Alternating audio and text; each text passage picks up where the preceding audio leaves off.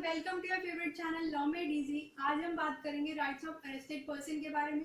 इससे पहले 2 वीडियोस आ चुकी हैं अरेस्ट के ऊपर। आज हम अरेस्टेड पर्सन के राइट्स के बारे में डिस्कस करेंगे, उससे रिलेटेड प्रोविजंस और केस लॉज। ये अक्सर एग्जाम्स में पूछा जाता है और बहुत हेल्पफुल रहेगा आपको मेंस के एग्जाम में या फिर प्रीलिम्स या इंटरव्यू तक पूछा जाता है। तो stay tuned and please keep liking and keep subscribing. उससे पहले एक क्लैरिफिकेशन, दोस्तों आपने लॉज ऑफ इंटरप्रिटेशन पढ़ा होगा, रूल्स ऑफ इंटरप्रिटेशन। एक इंटरप्रिटेशन सब्जेक्ट है ना हमारा एलएलबी में, तो वही उसी की बात कर रहे हैं। उसमें 2 कॉन्सेप्ट्स होते हैं, ratio डेसेंडाई and obiter डिक्टा। Ma'am ratio क्या होता है? रेशियो डेसेंडाई मींस किसी भी चीज का law point, what is the basic crux, what is the basic law point, legal point. और ऑबिटर डिक्टा होता है उसका ऑब्जर्वेशन, उसका ओपिनियन या रैशनल। तो हमें अगर किसी भी केस का रेशियो पता है तो वो हमारे लिए सफिशिएंट होता है for mains as well as for prelims. ऑबिटर हमें रिसर्चर के लिए जरूरत होता है। तो अगर हमें किसी भी केस लॉ का रेशियो पता है तो वेल एंड सफिशिएंट है वो, राइट। तो स्टार्ट करते हैं उसी के साथ। तो आप यहाँ पे रेशियो जानिए, ना कि ऑबिटर डिक्टा, क्योंकि पूरा जजमेंट पढ़ने का ना टाइम होता है और ना यूजफुल होता है। तो आपको एक रिसर्चर के लिए हेल्पफुल होगा, लेकिन अगर आपको प्री निकालना है या मेंस निकालना है तो रेशियो ही पता होना चाहिए। अंडरस्टैंडिंग अच्छी होती है आपकी केस लॉज पढ़ने से, बट वो हेल्पफुल रेशियो ही करता है आपको, जो प्रीलिम्स और मेंस में यूजफुल होता है। तो स्टार्ट करते हैं video with rights of arrested person के साथ। ओके, तो फर्स्ट है हमारे ये video number 14, rights of arrested person. इसमें कुछ वेरियस राइट्स दिए गए हैं जो बहुत इजी हैं और सिंपल लैंग्वेज में मैंने करने की कोशिश की है। तो पहला है right to know grounds of arrest.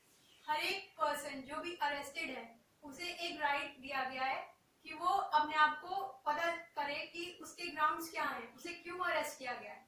और पुलिस ऑफिसर या जिसने भी उसे अरेस्ट किया है उसकी भी एक ड्यूटी बन जाती है कि वो उसे बताएगा कि क्यों उसे अरेस्ट किया गया है, what are the grounds of arrest, right. तो ये दे रखा है 50 सब क्लॉज 1 सेक्शन में सीआरपीसी में, और इसी के साथ ये कोरिलेट होता है आर्टिकल 22 सब क्लॉज 1 में, राइट, कॉन्स्टिट्यूशन। और इस पर एक केस है हरि कृष्णन वर्सेस महाराष्ट्र, कि उसमें ये कहा गया था कि हर एक अरेस्टेड पर्सन को उसके ग्राउंड्स पता होने चाहिए। उसका ये राइट है और पुलिस ऑफिसर की ड्यूटी है कि वो बताएगा, राइट। तो बस आप यही नोट कर लीजिए कि ये केस इससे इस पॉइंट से कोरिलेटेड है, right. Then information about bail. हर एक अरेस्टेड पर्सन का ये राइट है कि उसे ये पता होना चाहिए कि उसके पास एक बेल का भी अधिकार है।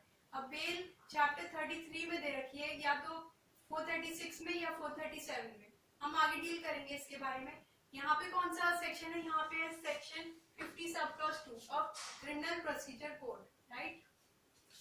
Then production before magistrate without delay. Section 56 बताता है कि हमें कोई भी डिले नहीं करना है, बहुत जल्द से जल्द प्रोसीजर करना है और अननेसेसरी रिस्ट्रेंट तो बिल्कुल नहीं करना है। तो सब काम जल्दी से जल्दी करना है, जो 56 बताता है of the criminal procedure code, right. Then no detention beyond 24 hours. Section 57 is very important. It tells about कि कभी भी अगर हम किसी अरेस्टेड पर्सन को अरेस्ट करते हैं तो उसे नियरेस्ट जुडिशियल मैजिस्ट्रेट के पास प्रेजेंट करना पड़ता है विद इन 24 आवर्स, मतलब एक दिन के अंदर हमें उसे प्रेजेंट करना पड़ता है। अब चाहे वो जुडिशियल कस्टडी हो चाहे वो एग्जीक्यूटिव कस्टडी हो, उससे हमारा कोई मतलब नहीं है, मतलब इन दोनों में से कोई भी हो सकती है। एक इसमें बहुत इंपॉर्टेंट पॉइंट है कि इसमें टाइम ऑफ जर्नी, मतलब जो भी टाइम हमें जर्नी में लगा, यात्रा में लगा, वो सब एक्सक्लूड हो जाएगा, राइट। तो ये बहुत इंपॉर्टेंट है। अगर कोई पुलिस ऑफिसर ये वायलेट करता है, वो 24 आवर्स में उसे प्रोड्यूस नहीं करता है बिफोर द नियरेस्ट मैजिस्ट्रेट, तो ये इलीगल अरेस्ट होगा, जिसके लिए हम रिट में भी जा सकते हैं। और वो रिट कौन सी होगी? Habeas corpus. आपने एक रिट का नाम सुना होगा, हैबियस कॉर्पस, सुना होगा ना। तो ये रिट का क्या मतलब होता है? हैबियस। हैबियस मतलब बॉडी, कॉर्पस, कॉर्पस मतलब to produce a body, right. Corpus मतलब बॉडी और हैबियस मतलब टू हैव। तो जहां पर हम एक बॉडी को प्रोड्यूस करेंगे, बॉडी मतलब एज अ पर्सन प्रोड्यूस करेंगे, उसे हैबियस कॉर्पस कहेंगे।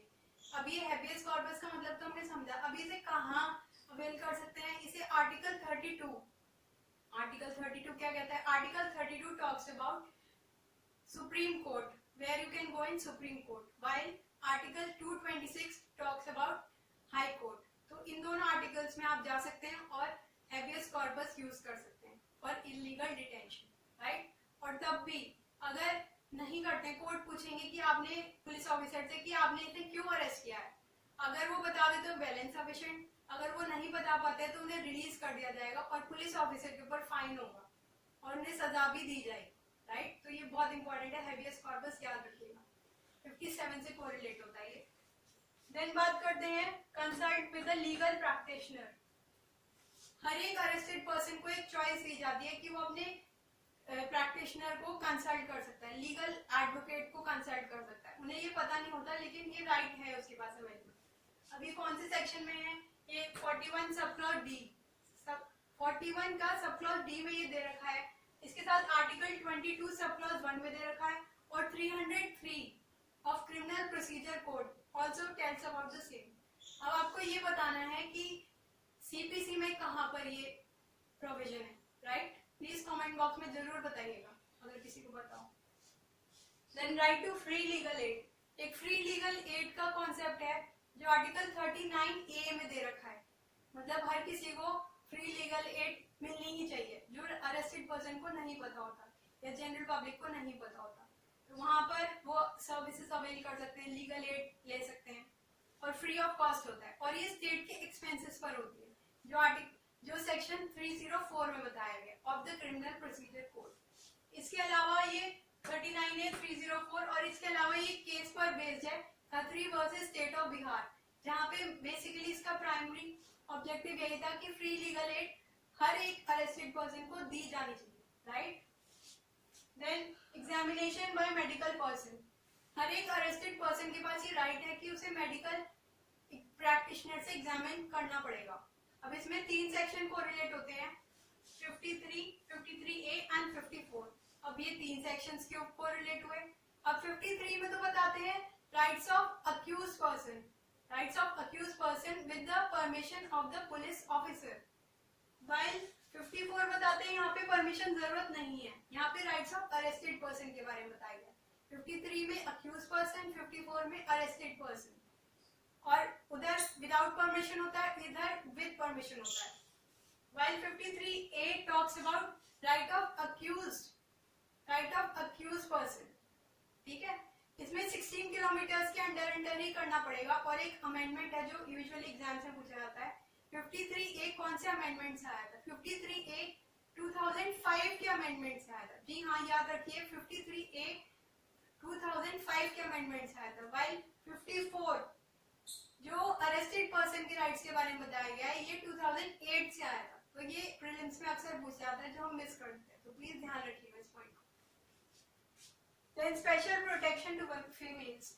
वुमेन को एक स्पेशल प्रोटेक्शन दी गई है, जैसा बताया था प्रीवियस वीडियोस में कि आर्टिकल की सेक्शन 46 में ना तो हम उन्हें शाम के बाद अरेस्ट कर सकते हैं और ना सुबह से पहले, लेकिन स्पेशल सर्कमस्टांसेस में वुमेन अरेस्ट कर सकती हैं with the permission of judicial magistrate first class. तो एक स्पेशल प्रोटेक्शन दी गई है फीमेल्स के लिए। इस पर एक केस है landmark Sheela Barse versus state of Maharashtra. इसमें यही बताया गया था कि हर एक वुमेन को स्पेशल प्रोटेक्शन दी गई है। कुछ क्लासेस के लिए हम एक प्रोटेक्शन बना लेते हैं तो उसमें वुमेन को भी दी गई है। ये आर्टिकल 15 सब क्लॉज 3 से भी कोरिलेट होगा जहाँ पे प्रोटेक्शन टू वुमेन दी गई है, right. Then right to compensation. अब हर एक अरेस्टेड पर्सन के पास कॉम्पनसेशन का भी राइट होता है जो उन्हें पता ही नहीं होता। तो इस पर एक केस है Nilabati Behera versus state of Orissa. इसमें बताया गया था कि हर एक पर्सन जो अरेस्टेड है उसके पास कंपनसेशन का अधिकार है अगर वो इलीगल अरेस्ट है तो, राइट, या फिर कुछ गलत हुआ है उसके साथ तब, right. Then inform family members. हर एक अरेस्टेड पर्सन जो है उसके पास ये राइट है कि वो अपने फैमिली मेंबर्स को इन्फॉर्म करेगा कि उसे अरेस्ट किया गया या रिलेटिव्स को इन्फॉर्म करेगा। ये सेक्शन 50A में दे रखा है, राइट। फिर हेल्थ एंड सेफ्टी। हर एक अरेस्टेड पर्सन को भी ढंग से रखा जाएगा, उसकी हेल्थ और सेफ्टी मेंटेन की जाएगी। सेक्शन 55A, राइट, ये अमेंडमेंट आया था।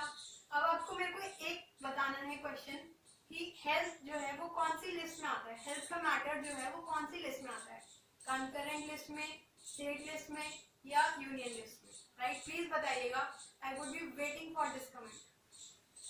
Then fair trial. ये तो हमारा ऑब्जेक्टिव भी है सीआरपीसी का कि फेयर ट्रायल होना चाहिए, दोनों पार्टीज को मौका देना चाहिए, या तो दोनों पार्टीज को सुना जाएगा।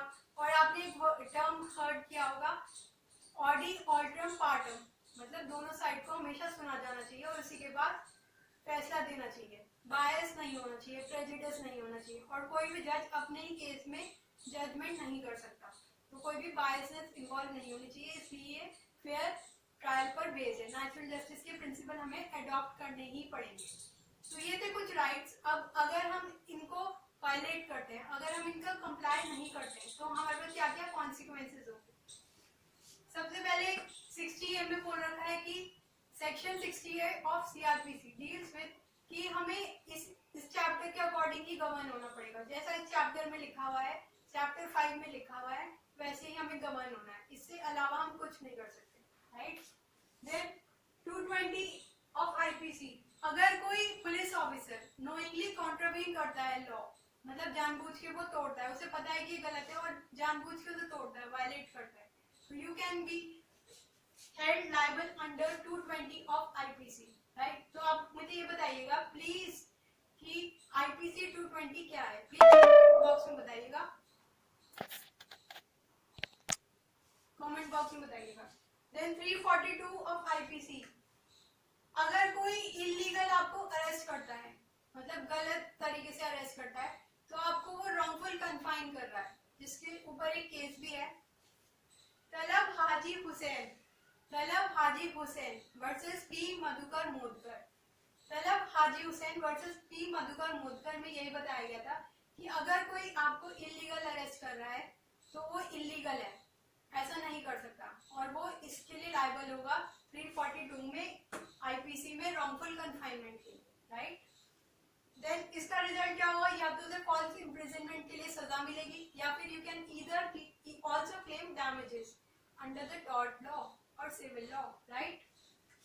देन ट्रायल, अगर एक बार इलीगल अरेस्ट हो गया है तो it doesn't affect the trial, it doesn't affect the arrest. अगर कोई भी इलीगल अरेस्ट है तो ट्रायल अफेक्ट उससे नहीं होगा, right. Then right to private defence, अगर कोई इलीगल अरेस्ट हुआ है then arrested person has a right to private defense। अब प्राइवेट डिफेंस कहाँ पे दे रखा है, ये दे रखा है 96 से 106 ऑफ आईपीसी, राइट। देन इसके ऊपर कुछ केसेस हैं, केसेस हम पहले वाली वीडियो में भी डील कर चुके हैं, लेकिन फिर भी एक रिकैप हो जाएगा। Joginder Kumar versus state of UP, उसमें बताया गया था कि रीजनेबल अगर कोई ग्राउंड है तब तो आप अरेस्ट कर सकते हैं, आर्बिट्रेरी कोई पावर नहीं दी गई है, अगर रीजनेबल है तब आप यू कैन अरेस्ट। देन दे रखा है D K Basu versus state of West Bengal, इसमें गाइडलाइंस दे रखी थी कि अरेस्ट के ऊपर क्या गाइडलाइंस है, ये लैंडमार्क केस है, जरूर लिखिएगा इसे और जरूर याद कर लीजिए। इसमें गाइडलाइंस दे रखी थी कि हर एक पुलिस ऑफिसर जो भी अरेस्ट करेगा उसे अपना डेजिग्नेशन बताना पड़ेगा, पोस्ट बतानी पड़ेगी, अपना बैच दिखाना पड़ेगा, अपनी आइडेंटिटी बतानी पड़ेगी, अपना नेम बताना पड़ेगा, सब कुछ डिटेल्स बतानी पड़ेगी कि आप उसे अरेस्टेड पर्सन को क्यों अरेस्ट कर रहे हैं और आप कौन है, आपका पहचान क्या है, आइडेंटिफिकेशन क्या है। Then state of Haryana versus Dinesh Kumar, इसमें बताया गया था कि अरेस्ट वर्ड कहीं पर डिफाइंड नहीं है, जो मैंने पहले वाली वीडियोस में भी बताया था कि अरेस्ट वर्ड एज सच कहीं पर डिफाइंड नहीं है, ये by way of judicial interpretation include किया गया है। चैप्टर 5 तो अरेस्ट से डील करता है, लेकिन ये वर्ड ही कहीं पर डिफाइंड नहीं है, ना तो सीआरपीसी में ना IPC, right. Then directorate of enforcement versus Deepak Mahajan, directorate of enforcement versus Deepak Mahajan, इस केस में बताया गया था basically what is the difference between arrest and custody, ये हम पहली वीडियोस में डिस्कस कर चुके हैं। कस्टडी पहले होती है, उसी के बाद अरेस्ट फॉलो करता है, राइट। देन भरोसा रामदयाल वर्सेस एम्परर, इसमें बताया गया था कि अगर कोई पर्सन, आपने किसी को बोला कि यू आर अंडर अरेस्ट और वो अपने आप को सबमिट कर देता है, तो आपको उसे हथकड़ी लगाने की जरूरत नहीं है, आपको उसे टॉर्चर करने की जरूरत नहीं है, वो अपने आप ही सबमिट कर दिया, that amounts to arrest, right. और एक फेमस केस है जो अक्सर एग्जाम में पूछा जाता है, सुनील बत्रा केस, जिसमें हैंडकफिंग केस भी बोलते हैं कि हमें हैंडकफिंग नहीं करनी है, हमें किसी को हथकड़ी नहीं लगानी है, अगर जब तक जरूरी ना हो हम किसी को परेशान नहीं करेंगे, रिस्ट्रेन नहीं करेंगे। तो ये था कुछ राइट्स ऑफ अरेस्टेड पर्सन। आज अरेस्ट के ऊपर सारी प्रोविजंस के साथ मैंने डील किया वीडियो 3 में, मतलब ये वीडियो 14 है लेकिन पार्ट 3 है, तो ये केसेस के साथ 10 इसमें केसेस हैं, और एक मेरे को बोला गया था कि मैम केसेस थोड़ा और डिलीनेट करिए, तो इसी के पॉइंट्स के ऊपर मैंने आज समझाने की कोशिश की है। तो हो सकता है आपको मतलब अब सही लगे।